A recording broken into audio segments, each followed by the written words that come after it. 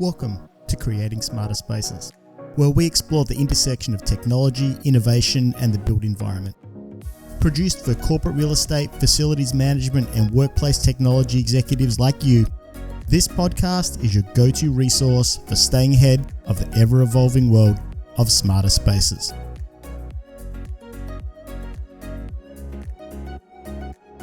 Building and workplace rating systems.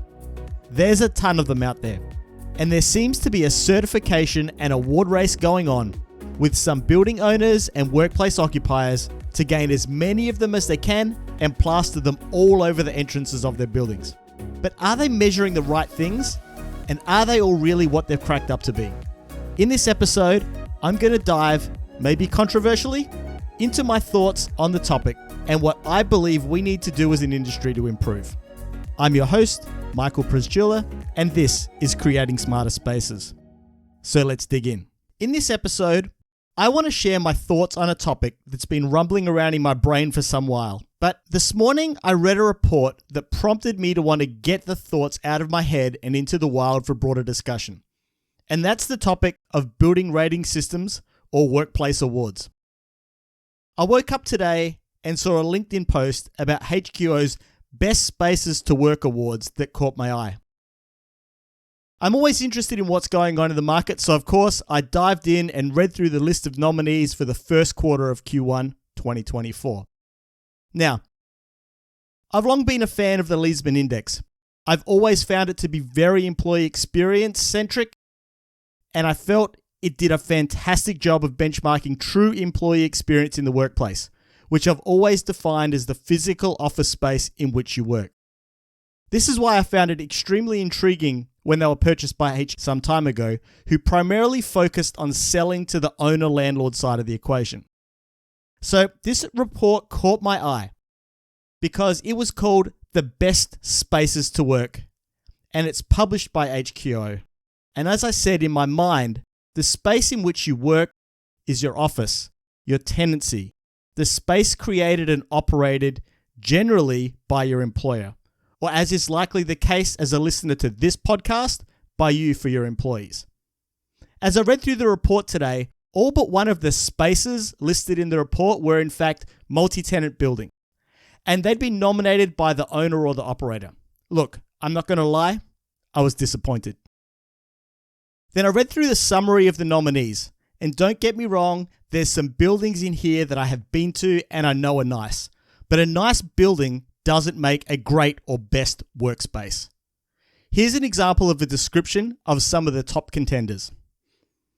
New York's finest LEED certified building, floor-to-ceiling windows, soaring ceiling heights, and 40,000 square foot floor plates with 45-foot column-free spans. Occupants also have access to plentiful nearby green space, spectacular panoramic views of Manhattan. And another one. City's fifth tallest tower and a model of transparency and sustainability. I'm not sure what makes these great workplaces, but another one described HVAC AI optimization through JLL's Hank AI, which maximizes tenant comfort and building system efficiency through AI control sequencing. Sounds high tech, hey? But I'm not sure what this does to make the space a great one to work in. What I'd be looking for is HVAC system that uses AI to ensure that CO2 levels consistently stay within optimal ranges by utilizing real-time space occupancy data.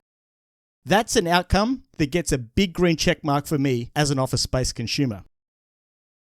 Another one of the reviews speaks about the museum quality art adorned lobby. The experience of the building stands out above all others in the market. Okay, nice, but how often do you choose to go to the art gallery? How much of your day do you spend sitting around in your lobby? And as an employer, is that really where I want my employees to be sitting and working? The only one that caught my attention was the building that offers premier hotel quality services and amenities, as well as access to neighborhood perks, fitness classes, and social events through on-site concierge. These services are all accessible through a dedicated app. This is heading in the right direction, but I'm not sure what the amenities are. Maybe the bathrooms are extra clean, and Are they through the entire building, in all the tenancies, or only in the spaces fit out and managed by the landlord? I know, look, I'm being picky, but the devil's always in the details. Another one rounded off with the comment that data provides building management with the knowledge they need about tenant needs and desires to create a space where employees want to spend their time. Now, I don't know about you, but I don't go to the office to spend my time in the spaces served up by the landlord. And while I agree that landlord services do play a key role in the overall employee and visitor experience, as I spoke about in more detail in episode 3 of this podcast called Smart Buildings versus Smart Workplaces, they don't make or break the space I work in. That space is provided by my employer. If you haven't listened in yet, I'll put a link in the show notes. The only occupier highlighted in the list was called Rapid 7. And I will say, they did have some great sounding services such as a barista bar, games room, genius bar, speakeasy, and a variety of unique work settings. They also highlighted the use of a combination of sensor utilization data and employee experience surveys, as well as ongoing personal conversations with employees to determine and address tenant needs and desires. Now, I like this because it's about continuous measurement and improvement. My point here isn't about this specific new rating or award system, and I'm sorry, HQO, I'm singling you out today only because you're at the top of my mind. Because I have the same issue with virtually all the current rating systems out there for buildings and workplaces.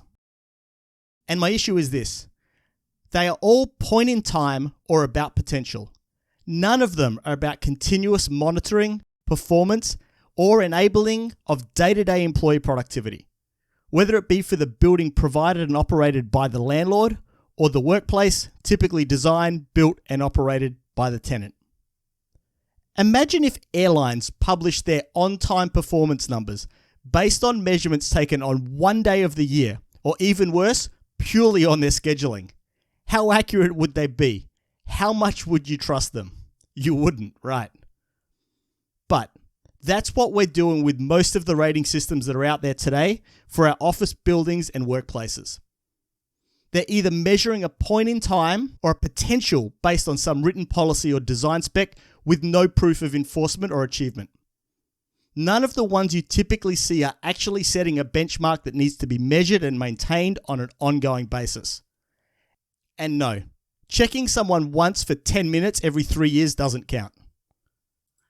I had a discussion just 2 weeks ago with some number of people from across the industry, including someone that actually works for one of these organizations giving out the ratings. And one of the people in the discussion said, "It's as if owners are going out on a logo hunt to try and find a way to put as many logos as they can on the front of the building. LEED, WELL, Smart Score, Fitwell, Energy Star, and I mean, the list goes on." And I'd have to agree. I've lost count of the number of buildings I've entered whose entrances are covered with these logos and awards, only to go inside to talk to a workplace leader who's struggling to get people back into the office or whose space looks like it was last renovated in 2002. The certification that gives me major heartburn, unfortunately, is the WELL Health Safety Rating. And yes, I'll be speaking at WELL Recharge in Long Beach in just 2 days after this episode goes live, but I'm sorry, WELL, it's true, and I'm going to call a spade here. Rolled out during the pandemic, I'm sure the WELL Health and Safety certification was a great revenue generator for the International Well Building Institute, and I see the logo plastered over so many office buildings, bank branches, and retail outlets today. But I've asked many a layman what they think this certification means, and the answer I continue to get is that this space meets some requirements to be healthy and safe to work in. Now, this is, I totally agree, what it's designed to do. But for those that have dug into the actual requirements behind the award of the certification, all that's required of the company or location seeking it is to provide a paper process to show that they have policies and procedures to have a healthy and safe workplace. There is no requirement to actually prove that these policies and procedures are being followed, implemented, or consistently adhered to at this or any location that places the decal on their front door. None. And that's my issue with this and virtually all the others. The industry is out there giving ourselves a ton of badges to say we've got these great spaces, but no one has got a certification that requires you to prove you are continuously operating to the standard. We're rewarding on potential and not on continuous performance. And many times, I'd argue, we're measuring the wrong things. Look, maybe I'm being picky here, but if we're going to say we've got a building or a workplace that are at the pinnacle of certification or the best spaces to work, should they not truly be held to the highest of standards all the time and not just on the day that we plan or choose to measure them? I've got a personal story to share to illustrate this point. For more than 15 years now, I've traveled internationally in and out of the US, and more times than any other, Houston has been the point of immigration back into the United States. I've almost always had a horrible experience with CBP officers at this particular airport, to a point that I prepare myself for an ordeal prior to approaching the agent. Then one day, about 4 years ago, I approached the officer and it was great. The officer was friendly, courteous, and I left feeling like someone had finally done something about the service level.